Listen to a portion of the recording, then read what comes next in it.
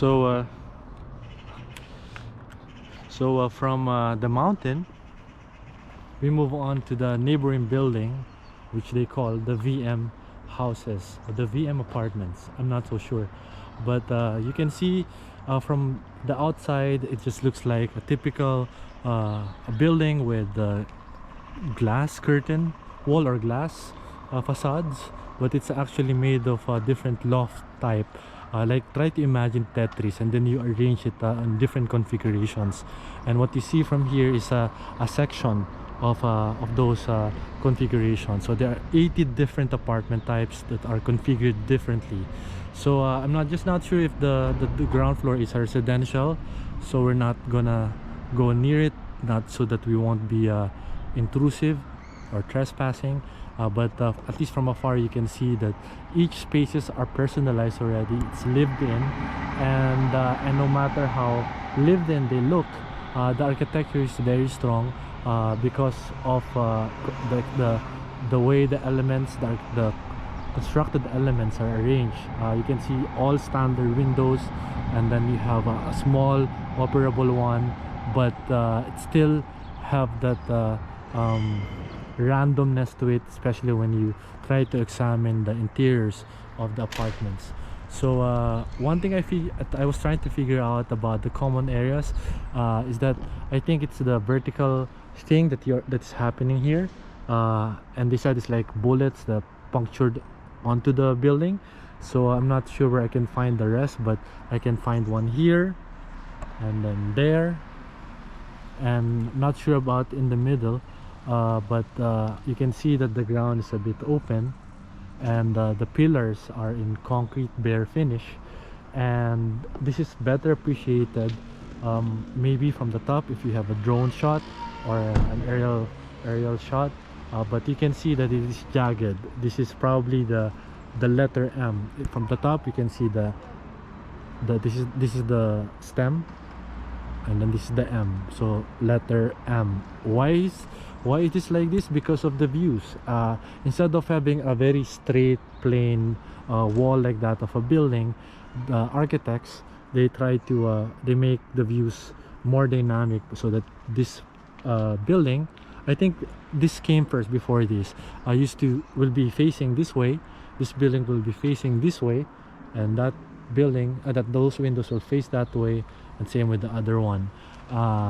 And that's why somehow it's reacting with this building here, the mountain.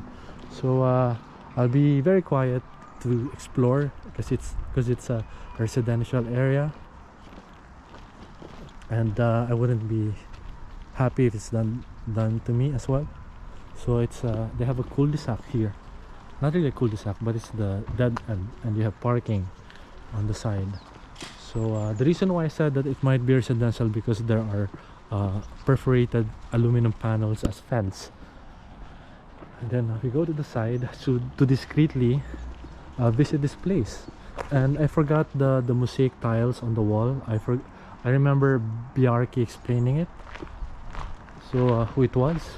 So again, we have perforated steel panels here. I have a feeling that this came first before the mountain. And here we have a steel fence for their common area and playground, and I guess this is the V and this is the M. So it has actually not a big building footprint, but these are two same apartments by the same developer, and you can see the hallway. So they said that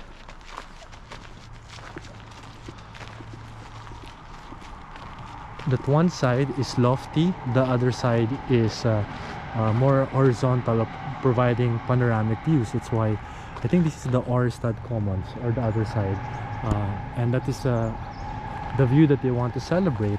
So that's why this one is facing this way, this one is facing this way.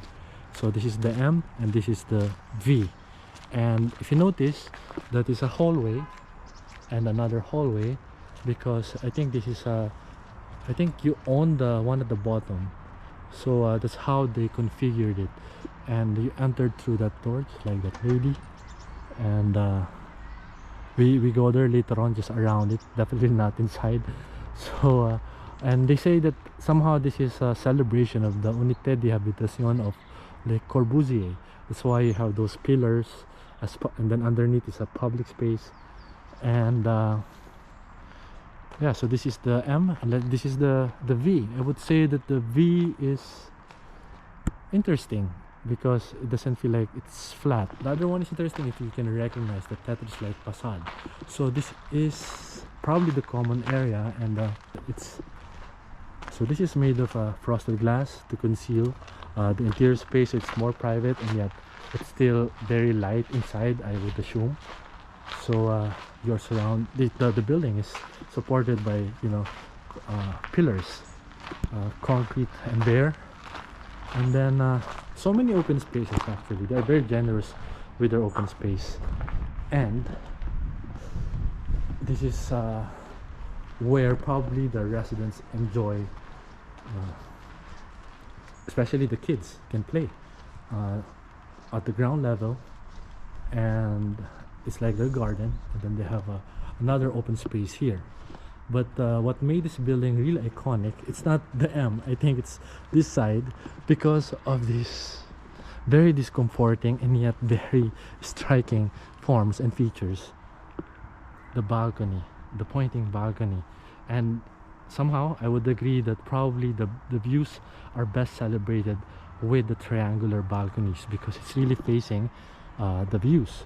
And the pointy thing is that although of course the narrowest part is not that usable, it makes it face the view, and it's somewhat elongated. And since this area is mostly horizontal, because you have the views on this side, they created this interesting balcony shapes. So that one I'm not too sure, maybe it's another common area, that is another common area. But look how strong the visuals. You can see that it's personalized, and yet the intent of the architect is still there. Of course, from afar it doesn't feel very comforting, because, you know, it's pointy. It's as if it's going to pierce you. But it's different on a human scale, on a personal scale, because you can imagine yourself in that balcony. So the glazing is actually a bit tinted, probably because for the purpose of privacy.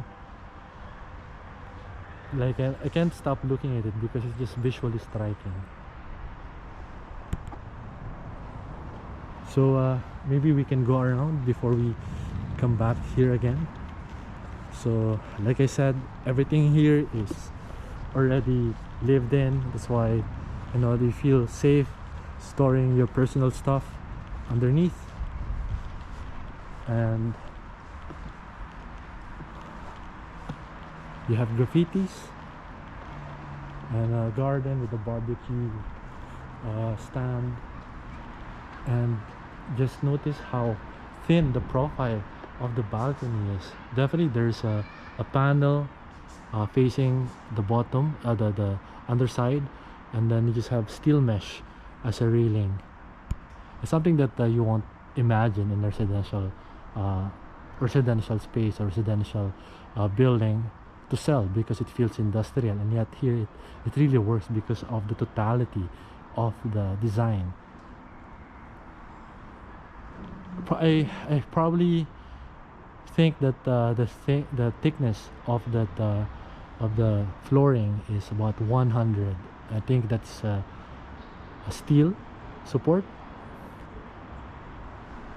I would say, and then the rest is concrete, and these are just appendages that extends out. So probably they built the building first, the entire building first, and then they added the balconies. And I wonder if the balconies are standard, because the angle of this triangle is very different from this one. This is yeah, the triangles are not identical. And I wonder what the conditions were for the architect to arrange it and give a certain type of triangle for a certain type of unit.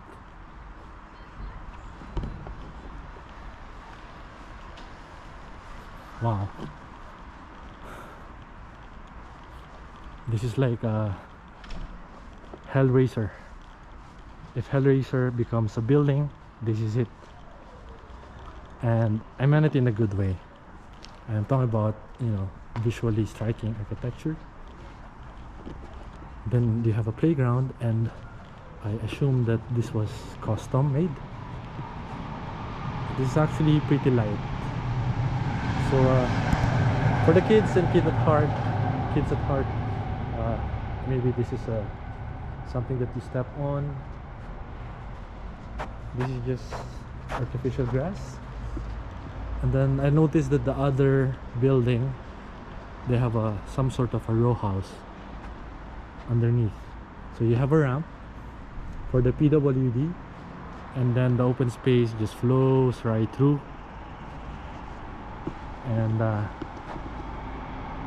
I'm not sure if I want to measure the call-off, because it's pretty clear that probably this one is 8 and it's cut in the middle with this column. My big question is, where's the parking? Do they have a car park for this facility, or they just assume that the residents are bikers? Let's look for the ramp going to the car park, or maybe the mountain provides the parking, but I remember assuming that this came first before the mountain, so I wouldn't know. So it's all bikes around, so you can see the addresses on the graphics. Why is there a baby on the side? Yeah, man, why is there a baby? Somebody left a baby. Oh, it's a daycare. Okay, I got a little bit worried. It's a daycare center. I thought somebody left a baby.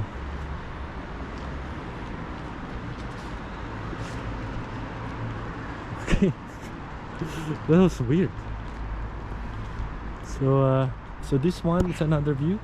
I can't find the car park. So if you're from Big, JDS, I'm not sure if JDS was part of it. I'm sorry, I'm so confused by your projects. Let me know, or anyone who knows about this project. If you live here, where do you park your car? Or do people live here, they don't need cars, they just use bikes? So this is another side.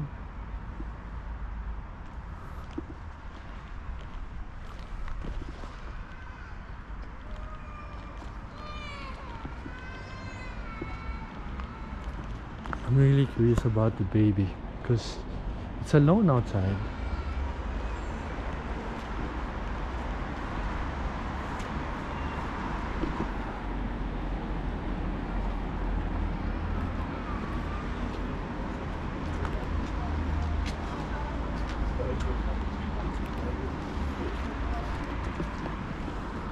Hello.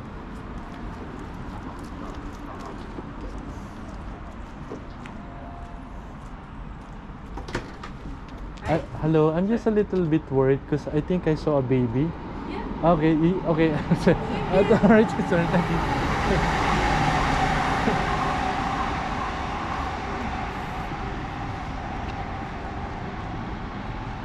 So, okay, that's covered. So you see that this is secured by a steel plate, and another one.